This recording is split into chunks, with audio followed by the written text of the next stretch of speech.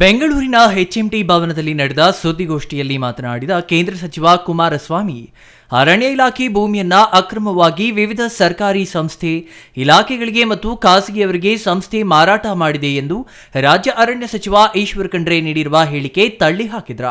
ಮೈಸೂರು ಮಹಾರಾಜರ ಕಾಲದಲ್ಲಿ ಜಗತ್ಪ್ರಸಿದ್ಧ ಎಂಜಿನಿಯರ್ ಸರ್ ಎಂ ವಿಶ್ವೇಶ್ವರಯ್ಯ ಅವರ ಮಾರ್ಗದರ್ಶನದಲ್ಲಿ ಸ್ಥಾಪನೆಯಾದ ಎಚ್ಎಂಟಿ ಕಾರ್ಖಾನೆಗೆ ಯಾವುದೇ ಜಮೀನು ಉಚಿತವಾಗಿ ಪುಕ್ಕಟಿಯಾಗಿ ನೀಡಿಲ್ಲ. ಬೇಕಿದ್ದರೆ ರಾಜ್ಯ ಅರಣ್ಯ ಸಚಿವರು ದಾಖಲೆಗಳನ್ನು ತೆಗೆದು ನೋಡಲಿ ಎಂದು ಸಲಹೆ ಮಾಡಿದ್ರ. ಕಾರ್ಖಾನೆ ವಶದಲ್ಲಿರುವ ಜಮೀನು ತೆಗೆದುಕೊಂಡು ಏನು ಮಾಡುತ್ತೀರಿ ಸಚಿವರೇ? ಯಾವ ಬಿಲ್ಡರ್ಗೆ ದಾನ ಮಾಡುತ್ತೀರಿ? ಹಿಂದೆ ಬೆಂಗಳೂರು ನಗರವನ್ನ ಸಿಂಗಾಪುರ ಮಾಡುತ್ತೇವೆ ಎಂದು ಅಧಿಕಾರಕ್ಕೆ ಬಂದ ನಿಮ್ಮ ಪಕ್ಷದ ನಾಯಕರು ಮಾಡಿದ್ದೇನು ಎಂಬುದನ್ನು ಸ್ವಲ್ಪ ತಿಳಿದುಕೊಂಡು ಮಾತನಾಡಿ ಎಂದು ಟಾಂಗ್ ಕೊಟ್ರ. ಒಂದು ಕಡೆ ರಾಜ್ಯಕ್ಕೆ ಕೇಂದ್ರ ಸರ್ಕಾರ ಸಹಕಾರ ನೀಡುತ್ತಿಲ್ಲ ಎಂದು ಆರೋಪ ಮಾಡುತ್ತೀರಿ, ಇನ್ನೊಂದು ಕಡೆ ರಾಜ್ಯಕ್ಕೆ ಒಳ್ಳೆಯದು ಮಾಡಲು ಬರುವ ಕೇಂದ್ರ ಸಚಿವರಿಗೆ ಅಡ್ಡಿ ಮಾಡುತ್ತೀರಿ. ಜನತೆಯ ಆಶೀರ್ವಾದ ಹಾಗೂ ಭಗವಂತನ ಕೃಪೆಯಿಂದ ನಾನು ಕೇಂದ್ರದ ನರೇಂದ್ರ ಮೋದಿ ಅವರ ಸಂಪುಟದಲ್ಲಿ ಸಚಿವನಾಗಿದ್ದೇನೆ. ಸಿಕ್ಕಿರುವ ಕಾಲಾವಕಾಶದಲ್ಲಿ ರಾಜ್ಯಕ್ಕೆ ಒಳ್ಳೆಯದು ಮಾಡಬೇಕು ಎನ್ನುವುದು ನನ್ನ ಕಳಕಳಿ ಎಂದು ಹೇಳಿದ್ರ. ನನಗೆ ಅಸಹಕಾರ ಕೊಟ್ಟರೆ ನಿಮಗೆ ಸಿಗುವ ಲಾಭವೇನು? ಇಲ್ಲಿ ಕುಮಾರಸ್ವಾಮಿ ಮುಖ್ಯವಲ್ಲ, ರಾಜ್ಯಕ್ಕೆ ಒಳ್ಳೆಯದು ಆಗಬೇಕು. ಅದಕ್ಕಾಗಿ ನನಗೆ ಕೇಂದ್ರ ಸರ್ಕಾರಕ್ಕೆ ಸಹಕಾರ ನೀಡಿ. ಇನ್ನಾದರೂ ಲೂಟಿ ಹೊಡೆಯುವುದು ನಿಲ್ಲಿಸಿ ರಾಜ್ಯದ ಅಭಿವೃದ್ಧಿಗಾಗಿ ಕೆಲಸ ಮಾಡಿ. ಸಚಿವ ಈಶ್ವರ್ ಖಂಡ್ರೆ ಅವರ ಹೇಳಿಕೆಯನ್ನ ಪತ್ರಿಕೆಯಲ್ಲಿ ಓದಿ ನನ್ನ ಕಣ್ಣಲ್ಲಿ ನೀರು ಬಂತ. ಎಚ್ಎಂಟಿಯಂತಹ ಕಾರ್ಖಾನೆಗಳನ್ನ ಕಳೆದುಕೊಂಡು ಏನು ಸಾಧನೆ ಮಾಡುತ್ತೀರಿ ಎಂದು ಕೇಂದ್ರ ಸಚಿವರು ಪ್ರಶ್ನೆ ಮಾಡಿದ್ರ. ಅರಣ್ಯ ಭೂಮಿ ವಾಪಸ್ಸು ಪಡೆಯುವ ರಾಜ್ಯ ಅರಣ್ಯ ಸಚಿವರ ಹೇಳಿಕೆ ಬಗ್ಗೆ ಬೇಸರ ವ್ಯಕ್ತಪಡಿಸಿದ ಕೇಂದ್ರ ಸಚಿವರು, ಯಾವ ಆಧಾರದ ಮೇಲೆ ಮರಳಿ ಅರಣ್ಯ ಇಲಾಖೆ ವಶಕ್ಕೆ ಭೂಮಿ ಪಡೆಯುತ್ತೀರಿ? ಇದರ ಒಳ ಉದ್ದೇಶವೇನು? ನಿಮಗೆ ಈ ಭೂಮಿ ದಾಖಲೆಗಳು, ಈ ಕಾರ್ಖಾನೆ ಸ್ಥಾಪನೆಯ ಇತಿಹಾಸ ಗೊತ್ತಿದೆಯೇ ಎಂದು ಆಕ್ರೋಶ ವ್ಯಕ್ತಪಡಿಸಿದ್ರ.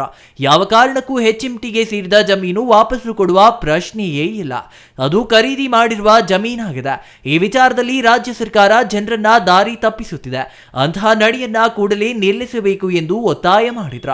ಎಚ್ಎಂಟಿಗೆ 599 ಎಕರೆ ಜಮೀನು ಉಚಿತವಾಗಿ ಕೊಟ್ಟಿಲ್ಲ.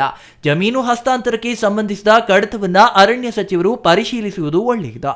ರಾಜ್ಯ ಸರ್ಕಾರ ಇದೇ ರೀತಿ ಕಂಪನಿಗೆ ಕಿರುಕುಳ ನೀಡಿದ್ರೆ ನಾವು ಕಾನೂನು ಹೋರಾಟ ನಡೆಸಬೇಕಾಗುತ್ತದೆ ಎಂದು ಎಚ್ಚರಿಕೆ ನೀಡಿದ್ರ. 1963ರಲ್ಲಿ 185 ಎಕರೆಗೆ 4.40 ಲಕ್ಷ ರು ಹಾಗೂ 77 ಎಕರೆಗೆ 1.80 ಲಕ್ಷ ರು 1965ರಲ್ಲಿ ಪಾವತಿಸಲಾಗಿದೆ. ಮೂರನೇ ಬಾರಿಗೆ ಕೇಂದ್ರದಲ್ಲಿ ನರೇಂದ್ರ ಮೋದಿ ಅವರ ಸರ್ಕಾರ ಅಧಿಕಾರಕ್ಕೆ ಬಂದ ಮೇಲೆ ನಾನು ಭಾರಿ ಕೈಗಾರಿಕೆ ಸಚಿವನಾಗಿ ಅಧಿಕಾರ ವಹಿಸಿಕೊಂಡೆ. ಬೆಂಗಳೂರು, ಹೈದರಾಬಾದ್, ಹರಿಯಾಣದ ಪಿಂಜೋರಾದಲ್ಲಿರುವ ಘಟಕಗಳಿಗೆ ಭೇಟಿ ನೀಡಿದ್ದೆ. ಎಚ್ಎಂಟಿಗೆ ಕಾಯಕಲ್ಪ ನೀಡುವುದಾಗಿ ಪ್ರಕಟಿಸಿದ ಬೆನ್ನಲ್ಲೇ ಅದರ ಷೇರು ಮೌಲ್ಯ 45 ಇದ್ದದ್ದು 95ಕ್ಕೆ ಏರಿಕೆಯಾಯಿತು. ನಾನು ಒಂದು ಸಂಸ್ಥೆಗೆ ಕಾಯಕಲ್ಪ ನೀಡಲು ಪ್ರಯತ್ನಿಸುತ್ತಿದ್ದರೆ ರಾಜ್ಯ ಸರ್ಕಾರದಿಂದ ಅಸಹಕಾರ ಹಾಗೂ ಗೊಂದಲ ಮೂಡಿಸುವ ಕೆಲಸವಾಗುತ್ತದೆ ಎಂದು ಕಿಡಿಕಾರಿದ್ರ. 2020ರಲ್ಲಿ ಡಿನೋಟಿಫಿಕೇಶನ್ ಆಗಿ ಸರ್ಕಾರದಿಂದ ಸುಪ್ರೀಂ ಕೋರ್ಟ್ಗೆ ಅರ್ಜಿ ಸಲ್ಲಿಸಲಾಗಿದೆ. ಅದರ ಬಗ್ಗೆ ಈಗ ಅನುಮಾನ ಶುರುವಾಗಿದೆ. ಎಚ್ಎಂಟಿ ಕಾರ್ಖಾನೆ ಉಳಿಸುವ ಉದ್ದೇಶದಿಂದ ಪರಿಣಿತರ ಸಮಿತಿ ರಚನೆಗೆ ಕ್ರಮ ಕೈಗೊಳ್ಳಲಾಗಿದೆ. ಕೇಂದ್ರ ಸರ್ಕಾರ 2016ರಲ್ಲೇ ನಷ್ಟದ ಉದ್ಯಮವೆಂದು ಮುಚ್ಚಲು ತೀರ್ಮಾನಿಸಿತ್ತು. ಆದರೆ ಪ್ರಧಾನಿಗಳು, ಹಣಕಾಸು ಸಚಿವರು ಹಾಗೂ ಬಂಡವಾಳ ವಾಪಸಾತಿ ಇಲಾಖೆ ಮನವೊಲಿಸಿ ಈ ಹೆಮ್ಮೆಯ ಕಾರ್ಖಾನೆಗೆ ಕಾಯಕಲ್ಪ ನೀಡುವ ಗುರಿ ನನ್ನದು. ಹಿಂದೆ ಎಚ್ಎಂಟಿಗೆ ಸೇರಿದ 200 ಎಕರೆ ಜಮೀನು ಮಾರಾಟ ಮಾಡಲು ಅನುಮತಿ ಕೊಟ್ಟವರು ಯಾರು? 1999ರಿಂದ 2004ರವರೆಗೆ ರಾಜ್ಯದಲ್ಲಿ ಯಾರು ಅಧಿಕಾರದಲ್ಲಿದ್ದರ? 2006ರಲ್ಲಿ ನಾನು ಮುಖ್ಯಮಂತ್ರಿಯಾದಾಗ ಎಚ್ಎಂಟಿಯ ಒಂದು ಅಂಗುಲ ಜಮೀನು ಮಾರಾಟ ಮಾಡುವುದಕ್ಕೆ ಸಾಧ್ಯವಿಲ್ಲ ಎಂದು ಆದೇಶ ಮಾಡಿದೆ. ಅದಕ್ಕೆ ಭೂಮಿ ಉಳಿದುಕೊಂಡಿದೆ.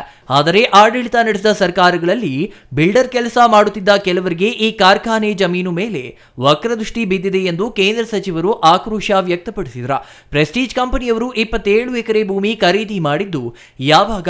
ಈಗಾಗಲೇ ಅಪಾರ್ಟ್ಮೆಂಟ್ಗಳನ್ನ ಕಟ್ಟುತ್ತಿದ್ದಾರಲ್ಲ, ಅದೇನೋ ಬೆಂಗಳೂರಿನ ಬ್ರ್ಯಾಂಡ್ ಬೆಂಗಳೂರು ಮಾಡಲು ಹೊರಟಿದ್ದಾರಲ್ಲ. ಪ್ರೆಸ್ಟೀಜ್ಗೆ ಭೂಮಿ ಖರೀದಿ ಎನ್ಒಸಿ ಕೊಡುತ್ತಾರೆ.